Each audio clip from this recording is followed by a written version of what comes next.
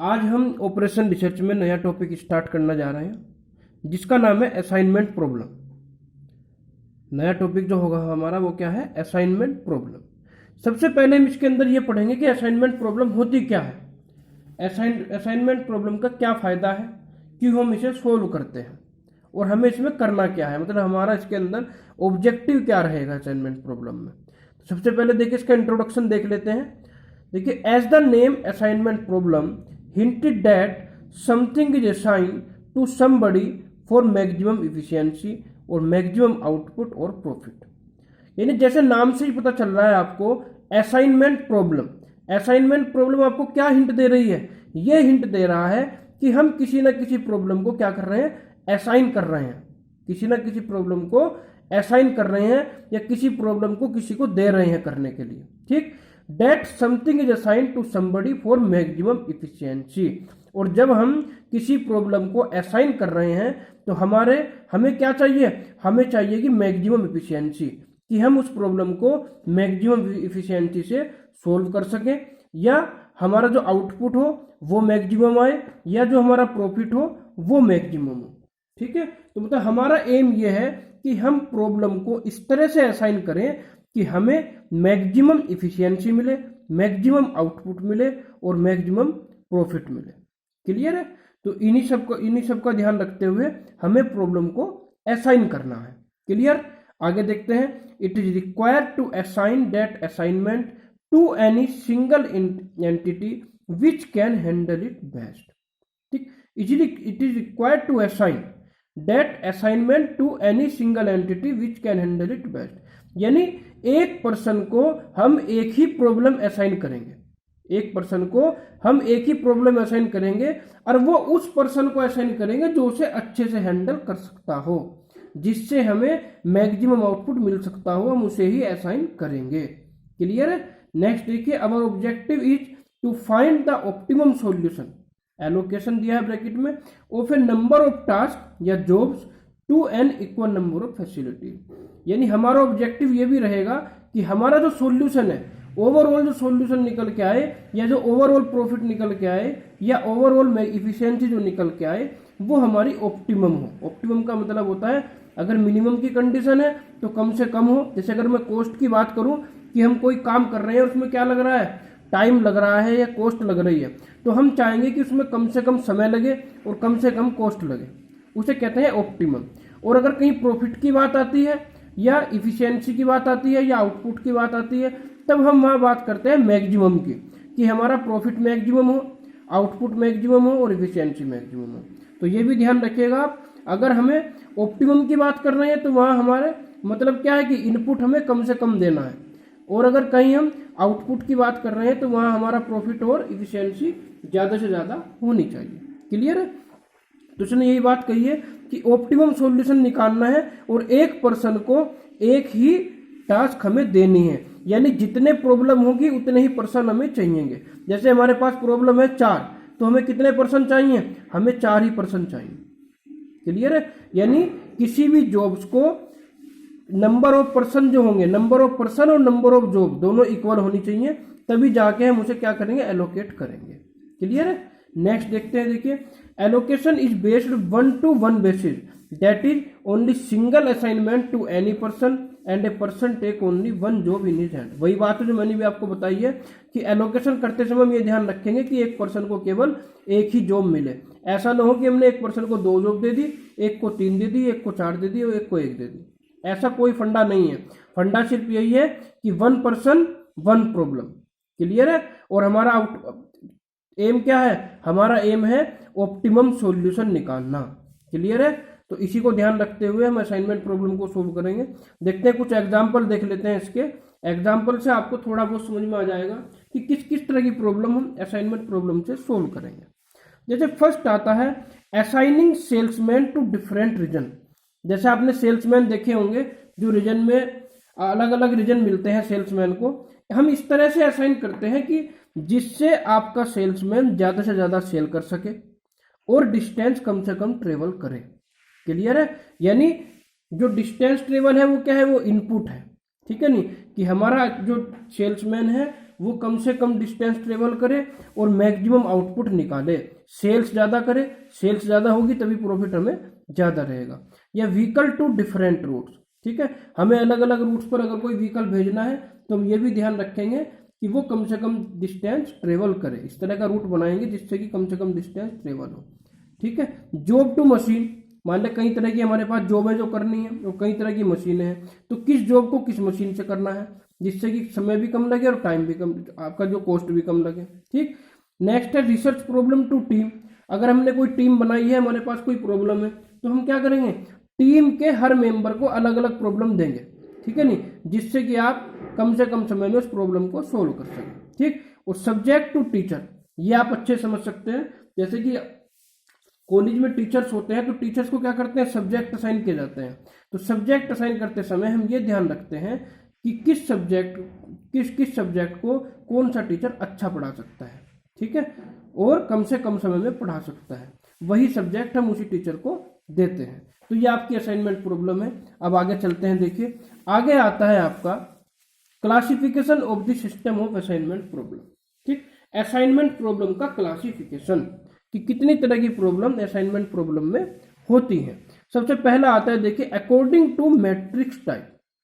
किसके अकॉर्डिंग, देखिए अलग अलग क्लासिफिकेशन होगा आपका। सबसे पहले हम करेंगे अकॉर्डिंग टू मैट्रिक्स टाइप। तो अकॉर्डिंग टू मैट्रिक्स टाइप अगर मैं बात करूं तो आपको देखिए यहाँ पर दो टाइप दिख रहे होंगे, एक मिनिमाइजेशन टाइप और एक मैक्सिमाइजेशन टाइप। अभी मैंने इनके बारे में आपको बताया भी था। देखिए मिनिमाइजेशन टाइप के बारे में पढ़ लेते हैं। The main aim is to minimise the cost और total time taken in completing the job. जो आपकी मिनिमाइजेशन टाइप की प्रॉब्लम होगी उसमें हमारा एम क्या रहेगा, उसमें हमारा एम ये रहेगा कि आपको जो कॉस्ट लग रही है या आपका जो टोटल टाइम लग रहा है वो आपका कम से कम लगे। क्लियर है, ये चीज है। अब बात करते हैं मैक्सिमाइजेशन टाइप की। अब मैक्सिमाइजेशन टाइप में देखिए क्या है, the main aim is to maximize the profit, increase the efficiency, increase rate of production etcetera.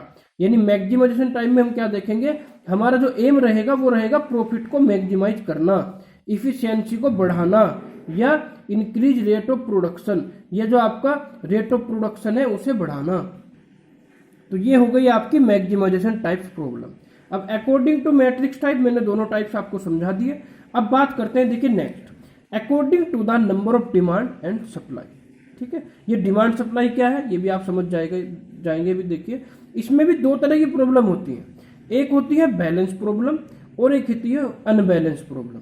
तो सबसे पहले हम बैलेंस प्रॉब्लम के बारे में बताएंगे आपको। देखिए बैलेंस प्रॉब्लम का मतलब क्या है, मैंने भी आपको एक बात बताई थी कि एक पर्सन को एक ही टास्क एलोकेट होगी, यानी एक पर्सन को हम केवल एक ही प्रॉब्लम देंगे। क्लियर है।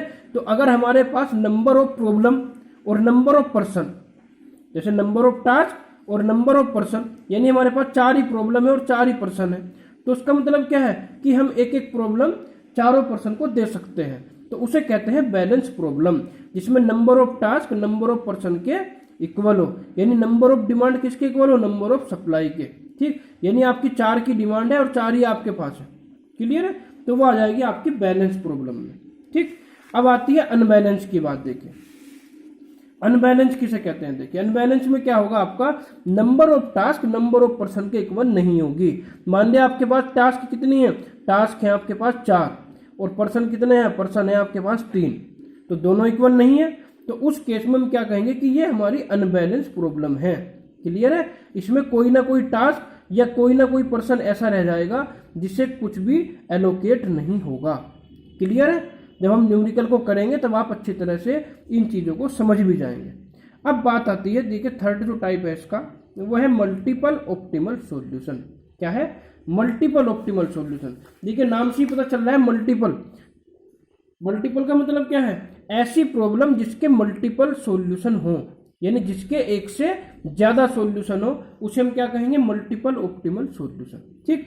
तो the assignment problem provide more than one solution with the same cost और प्रॉफिट। ऐसी असाइनमेंट प्रॉब्लम जिसके एक से ज्यादा सॉल्यूशन हो विद द सेम कॉस्ट और प्रॉफिट, और आपकी कॉस्ट और प्रॉफिट सेम रहे।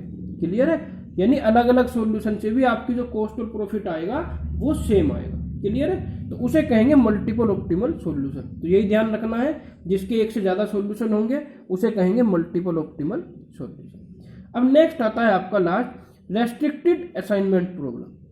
अब देखिए रेस्ट्रिक्टेड, देखिए नाम से पता चल रहा है कि कुछ ना कुछ रेस्ट्रिक्शन लगी हुई है, ठीक। तो इसमें क्या होगा, देखिए sometimes there are some restriction on assigning a particular facilities to a particular job. कभी कभी क्या होगा, कुछ प्रॉब्लम में क्या होगा, रेस्ट्रिक्शन लगी हुई होगी on assigning a particular facility to a particular job, ठीक। जैसे कि आप नीचे देख रहे हैं, पर्सन है, इधर टास्क है, तो इधर 4 पर्सन है आपके ABCD और आपके 4 टास्क है, फर्स्ट सेकंड थर्ड फोर्थ। तो इसमें हमने क्या रेस्ट्रिक्शन लगा दी कि जो B पर्सन है, B पर्सन टास्क नंबर 1 को नहीं कर सकता, B पर्सन टास्क नंबर 1 को नहीं कर सकता। तो ये एक तरह से क्या हो गया, रेस्ट्रिक्शन हो गया। हम B को टास्क फर्स्ट एलोकेट नहीं कर सकते, B सेकंड कर सकता है, थर्ड कर सकता है, फोर्थ कर सकता है, लेकिन B आपकी फर्स्ट टास्क को नहीं करेगा। तो ये होती है आपकी रेस्ट्रिक्टेड असाइनमेंट प्रॉब्लम। जितनी भी मैंने आपको 4 तरह की प्रॉब्लम बताई हैं, वो सभी आपकी चाहे मिनिमाइजेशन हो या मैक्सिमाइजेशन हो, बैलेंस, अनबैलेंस, मल्टीपल और रेस्ट्रिक्शन, सभी तरह की प्रॉब्लम आपको हम न्यूमेरिकल में कराएंगे, तब आप उन्हें अच्छी तरह से समझ जाएंगे। क्लियर है? अब देखिए आगे चलते हैं। आगे क्या है, देखिए मैं आपको बता दूं कि हम किस तरह को प्रॉब्लम को सोल्व करेंगे, ठीक है। आपकी जो असाइनमेंट प्रॉब्लम होगी आप उसे किस तरह से सोल्व करेंगे, ठीक है। तो इसके लिए मैंने एक फ्लो चार्ट बनाया। फ्लो चार्ट इसीलिए बनाया मैंने ताकि आप इसे आसानी से समझ सकें, आप समझ सकें कि किस तरह से हम असाइनमेंट प्रॉब्लम को सोल्व करेंगे, ठीक है। तो फ्लो चार्ट को आप ध्यान से समझिएगा। देखिए मैं क्या करूंगा, अभी एक न्यूमेरिकल करूंगा और उस न्यूमेरिकल को इसके आधार पर हम सोल्व करेंगे, जिससे कि आपको फ्लो चार्ट भी समझ में आ जाएगा और आपको ये भी समझ में आ जाएगा कि असाइनमेंट प्रॉब्लम होती कैसी है।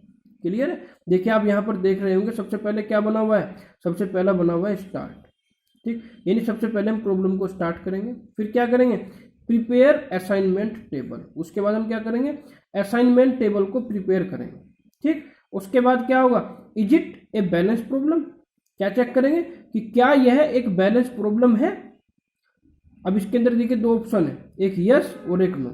अगर आपकी बैलेंस प्रॉब्लम है तो मैं इधर की तरफ जाऊंगा, और अगर बैलेंस प्रॉब्लम नहीं है तो मैं इधर की तरफ जाऊंगा। क्लियर है? अगर यस है तो यस के बाद हम क्या करेंगे, नीचे आ जाएंगे, नो के बाद हम इधर आ जाएंगे। देखिए अगर आपकी बैलेंस प्रॉब्लम नहीं है तो उसका मतलब कैसी प्रॉब्लम है, अनबैलेंस। तो अनबैलेंस प्रॉब्लम में हम क्या करते हैं, ऐड डमी रो और कॉलम। प्रॉब्लम को बैलेंस करने के लिए डमी रो या डमी कॉलम को ऐड करते हैं, ठीक। अगर रो कम है तो रो को ऐड करेंगे, कॉलम कम है तो कॉलम को ऐड करेंगे। और अगर आपका यस है, प्रॉब्लम बैलेंस है, तो ये सब करने की जरूरत नहीं है, आप सीधे यहाँ पर आ सकते हैं, ठीक है, यहाँ पर आ सकते हैं। यहाँ के बाद क्या है, देखिए is it a maximization problem. अब हम ये चेक करेंगे कि जो आपकी प्रॉब्लम है वो मिनिमाइजेशन की है या मैक्सिमाइजेशन की है, ठीक है। अगर आपकी मैक्सिमाइजेशन की नहीं है तो आप नीचे आ जाएंगे, और अगर आपकी मैक्सिमाइजेशन की प्रॉब्लम है तब आप क्या करेंगे, सबसे पहले मैक्सिमाइजेशन प्रॉब्लम को मिनिमाइजेशन प्रॉब्लम में कन्वर्ट करेंगे, ठीक है। कैसे कैसे करेंगे वो जब न्यूमेरिकल करते रहेंगे उसके साथ साथ हम आपको समझाते चलेंगे। क्लियर है? अभी ऐसे आपको समझ में नहीं आएगा अच्छी तरह से, न्यूमेरिकल के साथ साथ आप इसे अच्छे से समझ सकते हैं। अब देखिए ये हमने एक प्रॉब्लम ली है, ये है मिनिमाइजेशन प्रॉब्लम। अभी हम कौन सी प्रॉब्लम कर रहे हैं, मिनिमाइजेशन प्रॉब्लम कर रहे हैं। अभी हमने आपको देखिए ये बताया था हमने आपको क्लासिफिकेशन में, according to matrix type, minimization, maximization. तो अभी हम मिनिमाइजेशन टाइप की प्रॉब्लम कर रहे हैं। तो देखिए मिनिमाइजेशन में क्या होगा, solve the following minimal assignment problem. क्या दिया है, सोल्व करनी है आपको मिनिमल असाइनमेंट प्रॉब्लम। मिनिमल का मतलब होता है मिनिमम, यानी आपको मिनिमम सॉल्यूशन निकालना है जिससे कि आपकी कॉस्ट या टाइम, जैसे ये आपको जो टेबल दी है ये कॉस्ट भी हो सकती है या टाइम भी हो सकता है, ठीक है। इसमें इसने दिया नहीं कि ये टाइम है या कॉस्ट है, लेकिन हम ये मान के चलेंगे कि कुछ भी हो सकता है, हमें तो केवल इसे मिनिमम करना है, ठीक। अब इस टेबल का क्या मतलब है, पहले आप ये समझें। देखिए इधर दिया है जॉब, इधर दिया है मैन। मैन का मतलब 1 2 3 4, यानी आपके पास चार मैन है, 1 2 3 और 4, और आपके पास 4 ही जॉब है, first second third and fourth. Clear है? अब आपका जो जॉब नंबर फर्स्ट है जॉब नंबर फर्स्ट को अगर मैन नंबर 1 करे तो उसे 12 घंटे लगेंगे। अगर मैं इसे टाइम मान लेता हूं कि ये टाइम है हावर में, तो उसे 12 घंटे लग रहे हैं, ठीक। और अगर जॉब नंबर 1 को सेकंड करे तो उसे 30 घंटे लग रहे हैं, और अगर थर्ड करे तो 21 घंटे लग रहे हैं, और फोर्थ करे तो 15 घंटे लग रहे हैं। यानी जॉब नंबर 1 को चारों आदमियों की काम करने की इफिशियंसी अलग अलग है, वो अलग अलग समय काम पूरा करने में ले रहे हैं। ऐसे ही सेकंड जॉब का है, ऐसे ही थर्ड जॉब का, ऐसे ही फोर्थ जॉब का। चारों जॉब की मैट्रिक्स दी गई है कि किस जॉब को कौन सा पर्सन कितने घंटे में कर रहा है या कितनी कॉस्ट में कर रहा है। क्लियर है? इस टेबल का मतलब आपका यह है। अब सबसे पहले देखिए, अगर मैं फ्लो चार्ट की तरफ बढ़ूं तो फ्लो चार्ट में सबसे पहले क्या है, स्टार्ट हम करते हैं। स्टार्ट करने के बाद हमें क्या करना है, प्रिपेयर असाइनमेंट टेबल। तो आपकी जो टेबल है वो ऑलरेडी प्रिपेयर है, तो इसे हमें ये करने की जरूरत नहीं है। अगर आपकी इस तरह की टेबल बनी हुई है तो इसका मतलब यही है कि आपकी असाइनमेंट टेबल ऑलरेडी प्रिपेयर है। इसके बाद हमें क्या चेक करना है, देखिए, is it a balance problem, कि क्या ये एक बैलेंस प्रॉब्लम है, ठीक है। नहीं, पहले मैं ये चेक करूंगा तब आगे बढ़ूंगा। तो बैलेंस प्रॉब्लम चेक करने के लिए देखिए क्या होगा, यहां पर नंबर ऑफ रो कितनी है, 4, नंबर ऑफ कॉलम कितना है, 4, यानी number of row is equal to number of column, ठीक। या मैं ये भी कह सकता हूं कि number of job is equal to number of man, यानी जितनी जॉब है उतने ही मैन है, ठीक है। नहीं, यानी हर व्यक्ति को एक एक जॉब आराम से मिल जाएगी, ठीक है। यानी नंबर ऑफ रो अगर नंबर ऑफ कॉलम के इक्वल है तो मैं लिख सकता हूं it is a balance problem, यानी जो आपकी प्रॉब्लम है वो क्या है, बैलेंस है। देखिए मिनिमाइजेशन प्रॉब्लम में ही क्या आ गई, बैलेंस प्रॉब्लम आ गई, ठीक है। तो मैंने ये लिख दिया, देखिए, तो मुझे पता चल गया कि आपकी प्रॉब्लम बैलेंस है, ठीक। तो is it a balance problem, yes है, तो ये इसके बाद में सीधा नीचे आ जाऊंगा, ठीक। इसके बाद इसने क्या कहा, is it a maximization problem. अब मुझे क्या चेक करना है कि आपकी प्रॉब्लम मैक्सिमाइजेशन है या नहीं। तो मैं देखिए ऊपर ही दिया है मिनिमल असाइनमेंट प्रॉब्लम, आपको क्या करना है, असाइनमेंट प्रॉब्लम को मिनिमम करना है, ठीक। तो मैं क्या लिखूंगा, देखिए ये तो आपका स्टेप 1 था, ठीक। अब आता है आपका स्टेप 2। स्टेप 2 क्या है, it is a minimization problem. कैसी प्रॉब्लम है, मिनिमाइजेशन। सबसे पहले किसी भी न्यूमेरिकल को करते समय हमें ये दोनों स्टेप चेक करने हैं कि आपकी प्रॉब्लम बैलेंस है या नहीं है, और आपकी प्रॉब्लम मिनिमाइजेशन की है, मैक्सिमाइजेशन की है। तो मुझे पता चल गया कि आपकी जो प्रॉब्लम है वो किसकी है, वो मिनिमाइजेशन प्रॉब्लम है, ठीक है। तो देखिए फ्लो चार्ट की तरह आगे बढ़ेंगे। Is it a maximization problem, तो नो है, क्योंकि मैक्सिमाइजेशन की प्रॉब्लम नहीं है, तो मैं सीधा नीचे आ जाऊंगा, इधर जाने की जरूरत नहीं है। इधर के बारे में मैं आपको बताऊंगा, तब बताऊंगा जब इस तरह की प्रॉब्लम आएगी। तो मैं सीधा नीचे आ गया था।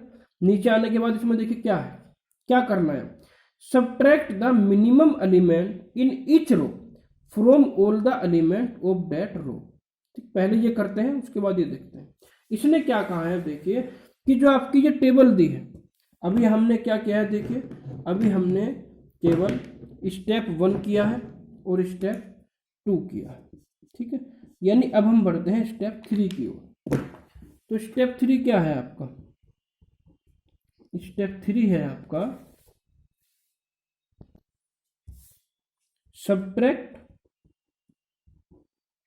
subtracting the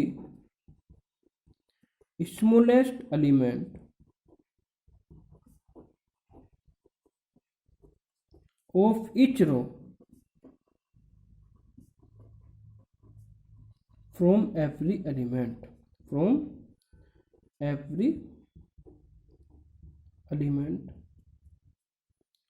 of the corresponding matrix। अब इसका क्या मतलब है आप समझिएगा, अच्छे से समझिएगा, तो आपको फिर कोई प्रॉब्लम नहीं आएगी।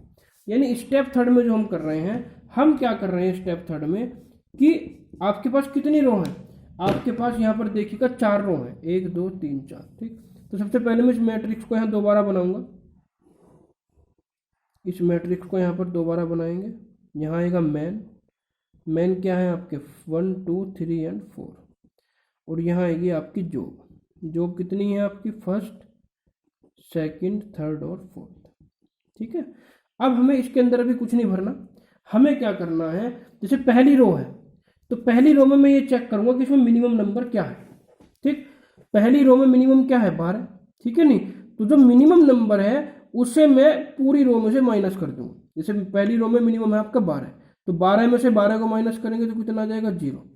फिर 30 में से 12 को माइनस करेंगे कितना आ जाएगा 18, ठीक है। फिर 21 में से माइनस करेंगे 12 को तो कितना आ जाएगा 9। फिर 15 में से 12 को माइनस करेंगे तो कितना आ जाएगा 3। ऐसे ही सेकंड रो में आ जाइए। सेकंड रो में देखिए मिनिमम क्या है, मिनिमम है आपका 9, ठीक है। तो 18 में से 9 को माइनस करेंगे कितना आ जाएगा 9। 33 में से 9 को माइनस करेंगे कितना आ जाएगा 24। फिर 9 में से 9 को माइनस करेंगे कितना आ जाएगा 0। और 31 में से 9 को माइनस करेंगे आ जाएगा 22। क्लियर। अब ऐसे ही थर्ड रो में देखेंगे, थर्ड रो में क्या मिनिमम है आपका। थर्ड रो में जो मिनिमम है वो है 21, ठीक। अब 21 को माइनस करो, तो जब 21 को माइनस करेंगे तो क्या आ जाएगा देखिए आपका 44 में से 21 माइनस होगा तो 23 आएगा। 25 में से 21 माइनस होगा तो 4 आएगा। 24 में से 21 माइनस होगा तो 3 आएगा। और 21 में से 21 माइनस होगा तो 0 आएगा, ठीक। ऐसे ही फोर्थ रो में देखेंगे। फोर्थ रो में क्या मिनिमम है 14, तो 14 को माइनस करो। 23 में से 14 माइनस होगा तो कितना आ जाएगा 9। 30 में से 14 माइनस होगा तो क्या आ जाएगा 16, ठीक है नहीं। 28 में से 14 माइनस होगा तो 14, और 14 में से 14 माइनस करेंगे तो 0। तो इस तरह से देखिए आपकी ये नई मैट्रिक्स बन गई, ठीक है, जिसमें आपने क्या किया, ये आपकी जॉब है, ये मैन है आपके, ठीक। आपने क्या किया कि जो आपका रो थी, रो में से मिनिमम नंबर को माइनस कर दिया, अलग अलग रो में से मिनिमम नंबर छाटा और उसे हर रो में से माइनस करते चले गए, ठीक है। अब स्टेप 3 आपका पूरा हो गया। अब इसके बाद देखिए क्या करना है। इसके बाद आपने इतना काम कर लिया, इसके बाद आप यहाँ आते हैं, subtract the minimum element in each column from all the element of that column. यानी अब क्या करना है, अब जो आपकी ये मैट्रिक्स बन के आई है, इस मैट्रिक्स में जैसे मैंने रो में से मिनिमम घटाया है, अब मैं कॉलम में से मिनिमम घटाऊंगा। अब आपको ये ध्यान रखना है, अब आपको इस मैट्रिक्स से कोई मतलब नहीं रहा। ऐसा ना करें कि आप इसमें से कॉलम में से मिनिमम लें। जो आपकी मैट्रिक्स अब बनी है स्टेप 3 के बाद, इसमें से कॉलम में से आपको मिनिमम लेकर माइनस करना है, ठीक। तो देखिए अब स्टेप 4 लेंगे हम यहाँ पर। तो हम शुरू करेंगे स्टेप 4। तो स्टेप 4 है देखिए आपको यहाँ पर, subtracting the smallest element, subtracting the smallest element of each column from every element of the corresponding element। अब देखिए इसके अंदर क्या करना है, ये आपका स्टेप 4 रहेगा, ठीक है। यानी कॉलम में से जो मिनिमम है उसे माइनस करेंगे। कैसे माइनस करेंगे देखिए यहाँ पर, अब ये आपकी मैट्रिक्स बन के आई थी बाद में ये वाली। तो पहली कॉलम, पहले तो आप मैट्रिक्स बना लो इस तरह की, यहाँ पर ये ऊपर लिखा आपने मैन 1 2 3 4, और यहाँ गई आपकी job first second third and fourth. अब देखिएगा पहले कॉलम में क्या मिनिमम है 0, तो 0 को माइनस करो सबसे, तो 0 को माइनस करेंगे तो एज इट इज आ जाएगा, क्योंकि 0 को जब माइनस करेंगे तो कोई फर्क नहीं पड़ेगा, ठीक है। उसके बाद दूसरी रो में क्या मिनिमम है 4, ठीक है नहीं। तो 4 को माइनस करो, 18 में से 4 को माइनस करेंगे कितना आ जाएगा 14। 24 में से माइनस करेंगे कितना आ जाएगा 20। 4 में से 4 माइनस होगा तो 0, और 16 में से 4 माइनस होगा तो 12। अब नेक्स्ट रो में देखिए, नेक्स्ट कॉलम में आपका मिनिमम क्या है 0, तो 0 को माइनस करेंगे सब में से, तो 9 में से 0 को माइनस करेंगे 0, एज इट इज आ जाएगी पूरा का पूरा कॉलम। तो ये पूरा का पूरा एज इट इज आ गया। ऐसे ही नेक्स्ट कॉलम में भी क्या मिनिमम है 0, तो 3 में से 0 को माइनस करके एज इट इज, 22 में से माइनस करेंगे तो एज इट इज, तो आ जाएगा आपका 3 22 0 0। तो ये आपका यहाँ पर आपका स्टेप 4 भी पूरा हो गया, ठीक है। अब स्टेप 4 को पूरा करने के बाद हम बढ़ते हैं स्टेप 5 की। कहाँ बढ़ेंगे, स्टेप 5। अब देखिए आपका स्टेप 5 क्या है।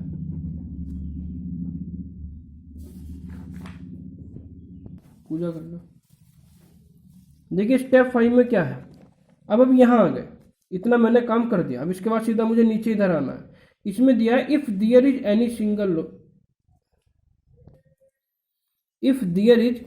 Single zero mark it with this box and cancel all other zero dates of the column. यहाँ देखिएगा if there is any single zero in row, यहाँ रो हो रहेगा आपका, ठीक है। तो if there is any single zero in row mark it with this column and cancel all other zero of that column, ठीक। Repeat it in every row and every column. इसका क्या मतलब है देखिए इस बॉक्स का मैं आपको बता देता हूँ। स्टेप 5 में देखिए हम क्या करेंगे, जो आपकी ऊपर वाली ये बनी थी अभी, इसे मैं दोबारा से बना लेता हूँ समझाने के लिए आपको। ये मैन है और ये आपका जॉब है। ये है 1 2 3 4 और ये है फर्स्ट सेकंड थर्ड और फोर्थ। जो आपकी ऊपर वाली मैट्रिक्स बनी थी इसे मैं एज इट इज यहाँ पर नोट कर लूँगा। 0 14 9 3 9 20 0 22 23 0 3 0 9 12 14 0, ठीक है। इसने क्या कहा है कि मैं पहली रो से स्टार्ट करेंगे। देखिए इसमें हम, इसका मतलब क्या है स्टेप 5 का, मैं पहली रो से स्टार्ट करूंगा। ये बहुत इंपॉर्टेंट है, ध्यान दीजिएगा जो मैं कर रहा हूँ अभी, ध्यान से समझिएगा। पहली रो में कितने जीरो हैं? पहली रो में केवल आपका एक जीरो है, ठीक। तो जिस रो में भी आपका एक जीरो हो आप उसे इस तरह से उस बॉक्स में बंद कर देंगे। क्लियर है? पहली रो से स्टार्ट करेंगे और अगर जिस रो में भी आपका, अगर पहली रो में आपका क्या है सिंगल जीरो है तो मैं उसे इस तरह से बॉक्स में बंद कर दूंगा। अब जिस बॉक्स में, जिस जीरो को मैंने बॉक्स में बंद किया है, अब उस कॉलम में देखिए, उस कॉलम में अगर कोई जीरो है तो आप उसे क्रॉस कर देंगे। आप उसे क्या करेंगे? क्रॉस कर देंगे। तो यहाँ पर कोई जीरो नहीं है तो क्रॉस में नहीं करूंगा। अब इतना काम करने के बाद मैं अगली रो की ओर बढ़ूंगा। सेकंड रो में देखिए कितनी जीरो है, सेकंड रो में भी केवल आपकी एक जीरो है, तो आप इसे भी बॉक्स में बंद कर देंगे। और जिस कॉलम में आपका बॉक्स आया है उस कॉलम में अगर कोई जीरो है तो उसे कट कर देंगे। तो यहाँ पर कोई जीरो आपका नहीं है, ठीक है। फिर आप अगली रो में बढ़ेंगे, थर्ड रो में। थर्ड रो में आप देख रहे हैं कि थर्ड रो में आपकी दो जीरो है, थर्ड रो में आपकी दो जीरो है। तो अगर किसी रो में दो जीरो आए तो आप उसे छोड़ के अगली रो की तरफ बढ़ेंगे। आप उसे छोड़कर अगली रो की तरफ बढ़ेंगे, उसमें किसी भी तरह का कोई भी बॉक्स मार्क नहीं करेंगे। क्लियर है? ये ध्यान रखिएगा, अगर सिंगल जीरो है तभी आप इस तरह से बॉक्स से बंद करेंगे। थर्ड रो में आपके दो जीरो है तो हमें क्या कर सकते हैं, हम बॉक्स से बंद नहीं कर सकते क्योंकि हमें सिंगल जीरो को ही बॉक्स से बंद करना है। अब हम फोर्थ रो की तरफ बढ़े। फोर्थ रो में आपका देखिए, फोर्थ रो में आपका सिंगल जीरो है ये, तो आपने इसे भी बॉक्स से बंद कर दिया। अब जिस जीरो को बॉक्स से बंद किया है उस कॉलम में देखिए कोई जीरो है, तो यहाँ पर देखिए ये जीरो है इस कॉलम में, तो मैं इसे इस तरह से कट कर दूंगा। अब कट करने के बाद ये जीरो नहीं रहा, ये खत्म हो गया इसका काम, ठीक है। अब मैं पहले फर्स्ट रो चेक की, फिर सेकंड, फिर थर्ड और फिर फोर्थ। इतना काम करने के बाद अब मैं, जैसे मैंने रो में चेक किया है जीरो को, इसी तरह मैं कॉलम में चेक करूंगा। देखिए पहले कॉलम में कोई जीरो बचा है, ये जो बॉक्स के अंदर बंद हो गया या क्रॉस हो गया, अब वो जीरो नहीं रहा। उससे अलावा इसके अंदर कोई जीरो नहीं बचा। फिर मैं किस में आया? नेक्स्ट रो में आया। नेक्स्ट रो में मैंने देखा कि नेक्स्ट कॉलम में देखा ये जीरो बचा हुआ है, तो मैंने इस कॉलम में इस जीरो को, बॉक्स को बंद कर दिया। सिंगल जीरो था तो मैंने बंद कर दिया। अगर यहाँ पर दो जीरो होती तो फिर मैं अगले कॉलम की ओर बढ़ता, जैसे रो में था, बिल्कुल वही रूल है। अब जब मैं कॉलम वाइज चेक कर रहा हूं तो कॉलम वाइज चेक करते हुए आपने देखा कि दूसरे कॉलम में ये जीरो है, ठीक। अब इस कॉलम में जो जीरो आया ये आया। अब ये जो कॉलम आया है ये कौन सी रो में है? इस रो में। इस रो में अगर कोई जीरो और अदर होता तो मैं उसे इसी तरह क्रॉस कर देता। यानी यही मेथड रिपीट करते रहेंगे। फिर सेकंड कॉलम के बाद मैं थर्ड में आया, यहाँ कोई जीरो नहीं बचा। फिर फोर्थ में आया, यहाँ भी कोई जीरो नहीं बचा। ये थोड़ा जो मैंने बताया है जीरो वाला, इसे आप समझ लें अच्छी तरह से। जब 4-5 प्रॉब्लम सोल्व करेंगे तो आपको समझ में आ जाएगा, ठीक है। अब पूरी मैट्रिक्स के अंदर कोई भी जीरो नहीं बचा। अब हमें देखिए क्या चेक करना है, हमें चेक करना है does the number of mark zero equal to the order of matrix. जो आपने जीरो मार्क किए हैं बॉक्स के अंदर, 1 2 3 4, कितने हैं? 4 है। और ऑर्डर कितना है मैट्रिक्स का? वो भी 4 है। यानी नंबर ऑफ एलोकेशन, क्या लिखेंगे? Number of allocation is equal to number of row या नंबर ऑफ कॉलम। ठीक है, आपका जो यहाँ पर एलोकेशन है वो नंबर ऑफ रो और नंबर ऑफ कॉलम के इक्वल है। ठीक, तो इसमें भी देखिए, इसमें भी दो ऑप्शन है, यस और नो। अभी तो यस है क्योंकि मार्क 0 जो है हमारे वो किसके इक्वल है, ऑर्डर ऑफ मैट्रिक्स के। तो मैं नीचे आ जाऊंगा, नीचे का मतलब ऑप्टिमल सॉल्यूशन ऑब्टेन, यानी हमारा यही सॉल्यूशन ऑप्टिमम है और यहाँ पर हमारा क्वेश्चन पूरा हो जाएगा। क्लियर है? सिर्फ एलोकेशन का मतलब होता है जो स्क्वायर में बॉक्स है, ये काउंट नहीं करेंगे, जो क्रॉस हो गया तो कट गया। ठीक है नहीं, तो नंबर ऑफ एलोकेशन क्या आ गया, number of row number of column. तो मैं क्या लिखूंगा, वी फाइंड ऑप्टिमम सॉल्यूशन। अब इस ऑप्टिमम सॉल्यूशन का मतलब क्या है, इस ऑप्टिमम सॉल्यूशन का मतलब है, देखिए जैसे हमारी जॉब कितनी थी, हमारी जॉब थी फर्स्ट, सेकंड, थर्ड और फोर्थ। ठीक है नहीं, और किस जॉब को कौन सा मेल कर रहा है। देखो जो आपकी फर्स्ट जॉब है, फर्स्ट जॉब को कौन कर रहा है, एलोकेशन कहाँ है, फर्स्ट के नीचे, तो मैन 1 करेगा। ठीक, जॉब नंबर सेकंड को कौन कर रहा है, मैन थर्ड, क्योंकि जो एलोकेशन है वो किस में है, वो थर्ड के नीचे है, तो यहाँ थर्ड आ जाएगा। जॉब नंबर थर्ड को कौन कर रहा है, थर्ड को कर रहा है सेकंड, तो ये सेकंड आ जाएगा। और जॉब नंबर फोर्थ को कौन कर रहा है, मैन नंबर 4 की एलोकेशन 4 में है, तो यहाँ पर आपका 4 आ जाएगा। ठीक है, तो आपको पता चल गया कि किस जॉब को कौन सा मैन कर रहा है और कितना। आपका जो ये स्टार्टिंग की टेबल दी थी, आपको पता है कि आपका जो ऑप्टिमम सॉल्यूशन है वो कितना आएगा। देखिए आपको पता है, टेबल के हिसाब से भी देख सकता हूँ मैं यहाँ पर कि आपको जो जॉब नंबर 1 को फर्स्ट कर रहा है तो कितना लग रहा है, टाइम या जो भी होगा 12। यहाँ कितना लग रहा है, सेकंड को कौन कर रहा है, थर्ड, तो कितना लग रहा है 9। थर्ड को कर रहा है कौन, थर्ड, तो थर्ड को कर रहा है सेकंड, तो ये आ जाएगा 25। और फोर्थ को कौन कर रहा है, फोर्थ को कर रहा है फोर्थ, आ जाएगा 40। तो इस मैट्रिक्स से मुझे ये पता चल जाएगा कितनी कितनी यूनिट आपकी टोटल लग रही है। ये टाइम भी हो सकता है, कॉस्ट भी हो सकता है। तो total unit, total optimal unit, यानी पूरे काम को करने में आपकी कितनी यूनिट लगी, आप क्या करेंगे, आप इन सबको ऐड कर देंगे, 12 + 9 + के 25 + के 14, ये आ जाएगा आपका 60 यूनिट। तो आज के लिए इतना ही, एक क्वेश्चन मैंने आपका सोल्व कर दिया। अब अगले क्वेश्चन में हम आपको समझाएंगे कि किस किस तरह से प्रॉब्लम में और डिफिकल्टीज आ सकती हैं। ठीक है, तो धन्यवाद। आज के लिए इतना ही, पहला लेक्चर अच्छे से देखें, तभी आपको दूसरा लेक्चर समझ में आएगा।